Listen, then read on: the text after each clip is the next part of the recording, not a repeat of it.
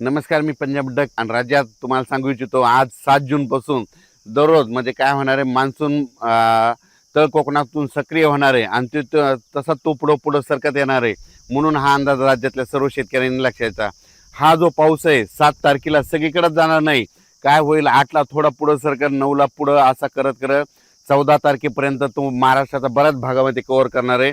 म्हणून हा अंदाज लक्षात घ्या. पण आज 7 तारखेला मात्र सगळ्या राज्यभर पसरणार नाही. आज फक्त काय झालं, तळ कोकणातून ते पाऊस पुढे सरकाला आहे आणि आज रात्रीपर्यंत बऱ्याच भागामध्ये मग काय होईल, सातारा, सांगली, सोलापूर, कोल्हापूर, अहिल्यानगर, पुणे, त्याच्यानंतर इकडे बीड जिल्हा, लातूर जिल्हा, धाराशिव जिल्हा, मराठवाड्यापर्यंत आते मदाल मारण आणि इकडं थोडी उत्तर महाराष्ट्राकडे काही जिल्ह्याकडे जाईल. म्हणून हे अंदाज लक्षात यायचा. पण आजपासून सगळी संपूर्ण महाराष्ट्रभर जाणार नाही. 7 पासून ते 14 तारखेपर्यंत दररोज वेगवेगळ्या भागात दररोज काय होईल, पुढं सरकत तो मान्सून प्रवास करणार आहे. म्हणून हा अंदाज लक्षात यायचा. काल देखील म्हणजे काल 6 जूनला देखील आमच्या परभणी जिल्ह्यामध्ये शेलू तालुका, मानवत तालुका, परभणी जिल्ह्यामध्ये मानवत ह्या भागामध्ये इतकं वादळी वाऱ्यानं शेतकऱ्याचं अतोनात नुकसान केलं.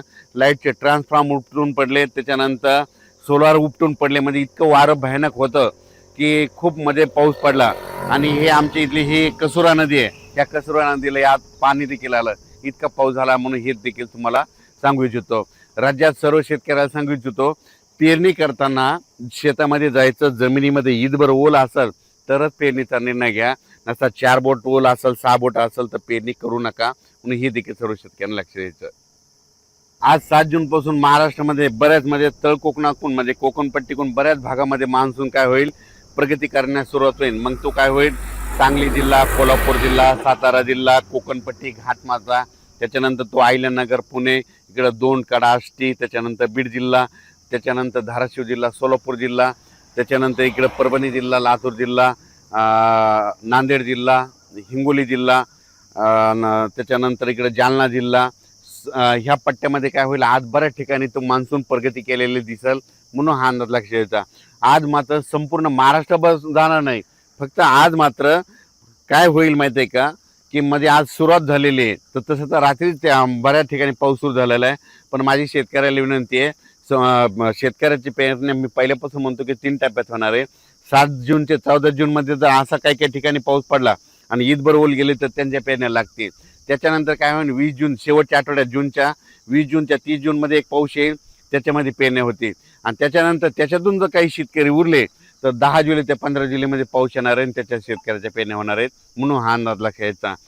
अचानक वातावरण बदल झाला. मान्सूनचा पाऊस आहे, तुम्हाला सांगतो की लातूर जिल्हा एक त्यांच्या पेरण्या लागतील, कारण की काल देखील खूप पडला आणि आणखीन तिकडे देखील आहे. धाराशिव जिल्हा, बीड जिल्हा, परभणी जिल्हा, नांदेड जिल्हा, हिंगोली जिल्हा, त्याच्यानंतर सोलापूर जिल्हा, सांगली, त्याच्यानंतर सातारा, कोल्हापूर, अहिल्यानगर, पुणे ह्या पट्ट्यामध्ये मात्र मान्सून चांगला सक्रिय होणार आहे. त्याच्यानंतर विदर्भात पण काय होणार आहे, यवतमाळ जिल्हा, वाशिम जिल्हा, त्याच्यानंतर वर्धा, नागपूर, भंडारा, गोंदिया, चंद्रपूर, अकोला, अमरावती, बुलढाणा ह्या पट्ट्यामध्ये चांगला हे मान्सूनचा पाऊस चांगला सुरुवात करणार नाही. आणि यांच्या देखील मात्र पेरणीला चांगला योग येईल म्हणून हे देखील लक्षात येतं. काल देखील तुम्हाला सांगू इच्छितो की मी धूळ पेरणी केली होती कापसाची. ट्रॅक्टरद्वारे कापस पेरला आणि मला माहीत होतं आमच्या गावाला पाऊस येणार आहे आणि ते पडला देखील पाऊस. आणि आज आणि उद्या पडला की झाला आमचा कापूस निघतं. ते निघाल्याच्या नंतर त्याचा देखील मी व्हिडिओ करणार आहे. म्हणून हे लक्षात घेतं, हे सांगू इच्छितो.